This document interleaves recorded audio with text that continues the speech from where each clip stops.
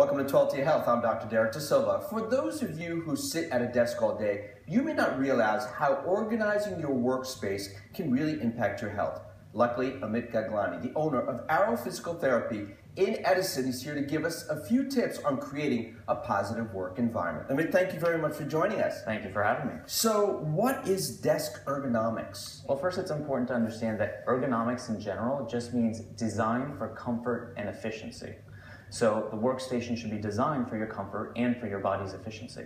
So, what do people need to organize this workspace? What do they need to do?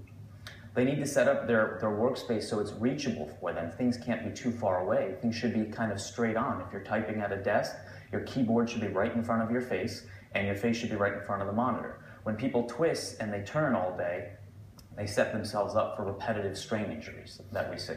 And when you're doing this and when you're setting these things up, is it the desk design? Is it the chair design? What is it? That's a very good point. It's actually both.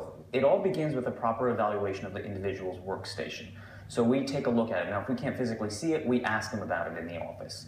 And then we kind of understand what their work environment is, and we say, okay, well, if this is your job, you're going to be sitting at a desk. The height should be appropriate to your height, and so it begins with the chair. It begins with the desk. As we see in the graphic, your head is going to be looking just below horizon at the monitor. Mm-hmm. The keyboard is placed in a manner that's not causing too much stress on the wrist. Your feet are flat on the floor, and your knees should be just slightly below your hip area. And your hips are sitting all the way back in the seat, so it's less stress on the back as well. One of the things that I see, in fact, I saw a patient just the other day who was resting his elbows on the chairs, and as a result was starting to develop some tingling and numbness of his fingers. Have you seen this? Yeah, it's known as carpal tunnel syndrome. Anytime the median nerve that courses through the wrist is having compression, it could be from tendinitis, it could be from swelling, it could be for a number of reasons, but in people who have desk jobs, we see that they're doing this type of position quite often, and that's causing a strain because the wrist is not at the efficient angle. So it's better to keep your elbows off armrests. Absolutely, while you're typing, yes.